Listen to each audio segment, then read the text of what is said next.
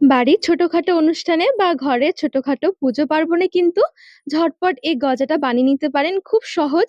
সামনে আসছে রথযাত্রা। রথযাত্রার স্পেশালও কিন্তু বাড়িতে এরকম গজা তৈরি করে রাখতে পারেন। এত সুন্দর সহজভাবে যে গজা বানিয়ে নেওয়া যায়, না দেখলে বিশ্বাসই হবে না। আর ঠিক এরকম ভাবে গজা বানিয়ে দেখুন, দেখবেন দোকানের চাইতেও সেরা হবে। এত সহজ মনে হবে গজা বানানো। নমস্কার বন্ধুরা, নতুন একটা পর্ব দেখার জন্য আপনাদের সকলকে স্বাগত জানাই। আজকে তৈরি করে দেখাবো খাস্তা গজা। খুব সহজে বাড়িতে একবার এভাবে তৈরি করে দেখুন, দেখবেন দোকানের থেকেও সুন্দর গজা বাড়িতেই বানাতে পারবেন। চলুন, আশা করছি আজকের রেসিপি অনেক ভালো লাগবে। সবার প্রথমে গজা বানানোর জন্য ডো মেখে নেব। একটা বাটি মেপে নিয়ে নিচ্ছি 2 বাটি ময়দা। এরকম একটা বাটি মেপে নিয়েছি, আপনারা যে কোনো মিডিয়াম সাইজের বাটি বা কাপে করে মেপে নেবেন, তাহলে কি পরের উপকরণগুলো দিতে সুবিধা হবে। হাফ চামচের মতো নিয়েছি কাঁচা জোয়ান। জোয়ান দিলে কি গজার টেস্টটাও খুব সুন্দর হয়, আর খাওয়ার পরে কোনো রকম অম্বল ভাব মনে হবে না। এই জোয়ানের জন্য কিন্তু খুব সুন্দর হজমও হয়ে যাবে। আর তাছাড়া জোয়ানের ফ্লেভারটাও গজার মধ্যে দারুণ আসে। অবশ্য করে দিতে হবে একটু লবণ। লবণ দিলে টেস্টও খুব সুন্দর আসবে, মিষ্টির ব্যালেন্স ঠিক থাকবে। সামান্য একটু দিয়ে দিচ্ছি baking powder. Baking soda, baking powder যে কোনো একটা দিলেই হবে।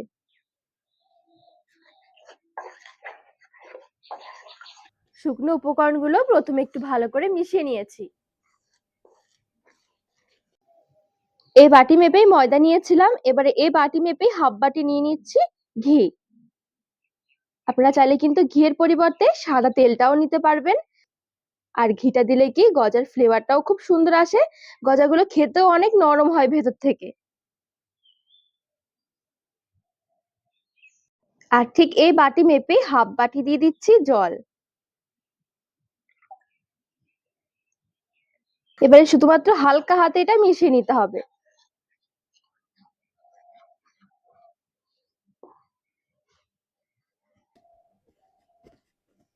প্রথমে চামচের সাহায্যে আমি একটু ভালো করে মিশিয়ে নিয়েছি।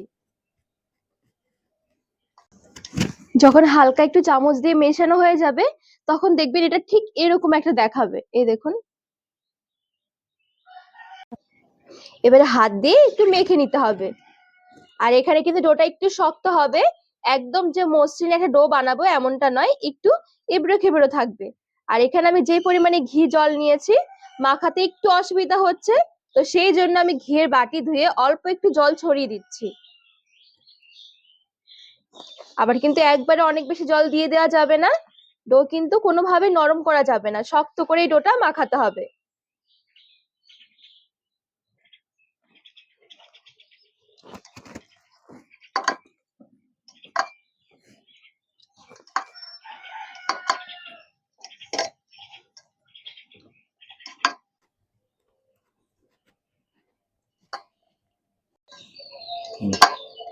তো এই দেখুন, এখানে কিন্তু আমি ঠিক এইভাবে করে একটু মেখে নিয়েছি, একটু ছিঁড়ে ছিঁড়ে। এই দেখুন, পরোটা বা রুটি বানানোর জন্য যেরকম আমরা ডো মেখে থাকি, তার তুলনায় ডোটা একটু অন্যরকম হবে। এই দেখুন, আমি যেটা ছিঁড়ে ছিঁড়ে রেখেছি, এবারে জাস্ট এগুলোকে একসাথে একটু জড়ো করে নিতে হবে।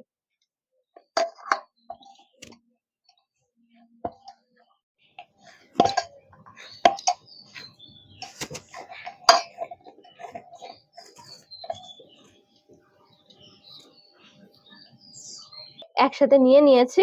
দেখুন, ঠিক এরকম একটা কিন্তু অমসৃণ ডো বানাতে হবে গজা বানানোর জন্য, তারপরে গজাগুলো দেখবেন এত সুন্দর হবে। ঢাকা দিয়ে 10 মিনিটের জন্য একটু সাইডে সরিয়ে রাখছি, ততক্ষণে গজার জন্য চিনির রসটা তৈরি করে নেব। যে বাটি মেপে ময়দা নিয়েছিলাম, সেই বাটি মেপে 2 বাটি নিয়ে নিচ্ছি চিনি।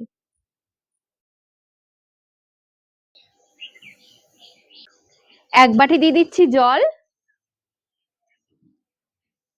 কয়েকটা এলাচ মুখ ফাটিয়ে দিয়ে দিলাম। নেড়ে চেড়ে চিনি গলিয়ে রসটা একটু ফুটিয়ে নেব।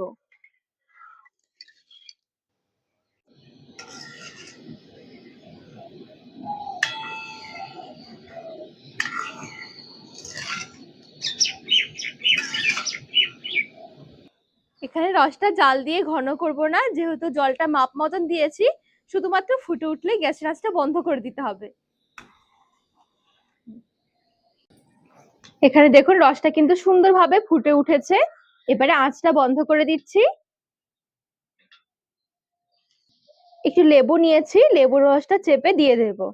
লেবুর রসটা দিলে কি পরে আর যখন ঠান্ডা হয়ে যাবে রসটা, তখন আর জমে যাবে না।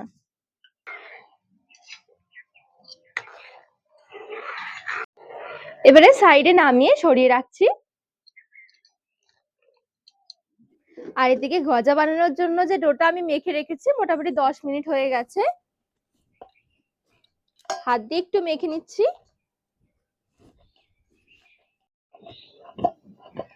এই দেখুন ডোটা হাতে আমি আরেকটুখানি মেখে নিয়েছি। ডোটা এবারে নিয়ে নিচ্ছি। হালকা হাতে প্রেস করে করে একটু বেলে নিতে হবে।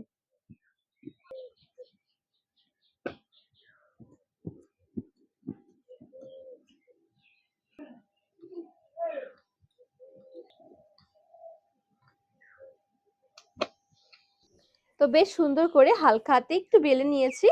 খুব বেশি একটা পাতলা করিনি, আবার খুব বেশি মোটাও রাখিনি। এই দেখুন খুব বেশি কিন্তু মোটা নয়। ছুরির সাহায্যে এবারে চৌকো চৌকো করে কেটে নেব।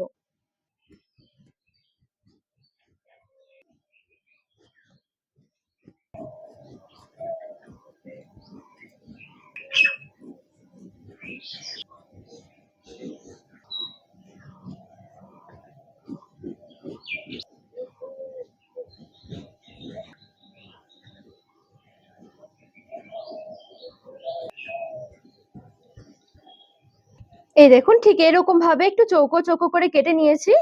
খুব বেশি একটা বড় করিনি, এগুলো কিন্তু ভাজার পরে একটু ফুলবে।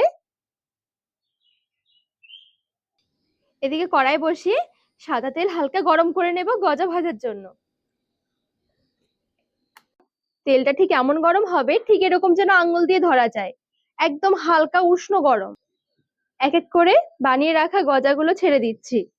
আঁচটা এখন হালকাই রাখবো।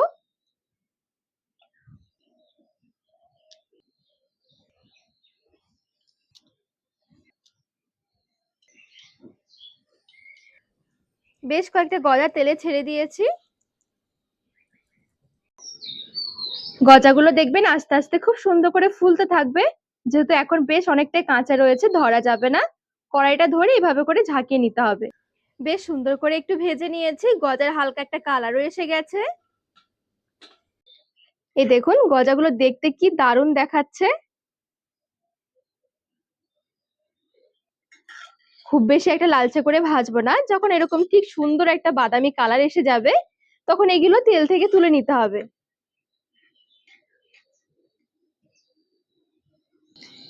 ভেজে রাখা গজাগুলো গরম গরম গজাই কিন্তু রসের মধ্যে নিয়ে নিতে হবে।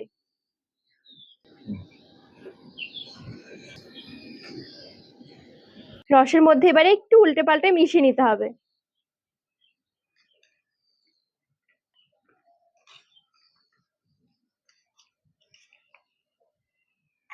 কিছুক্ষণ ভিজিয়ে রাখবো। বাকি যেই গজাগুলো ছিল সেইগুলো আমি সেম ভাবে ভেজে নিচ্ছি। আর এদিকে যে আমি গজাগুলো ভিজিয়ে রেখেছিলাম মোটামুটি কিছুক্ষণ হয়েছে, খুব বেশি টাইম ধরে এগুলো ভেজাতে হবে না। দেখবেন এরই মধ্যে এগুলো এত সুন্দরভাবে রসে ঢুকে যাবে। এই দেখুন একটু দেখাই, এই দেখুন আর এত সুন্দর নরম হয়েছে।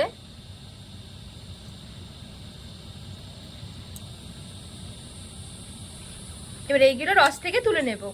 আবার খুব বেশি সময় ধরে রসের মধ্যে ভিজে রাখলে কি অনেকটা বেশি নরম হয়ে যাবে, তো সেই জন্য একটু কিছুক্ষণ রাখার পরে এগুলো রস থেকে তুলে নিতে হবে।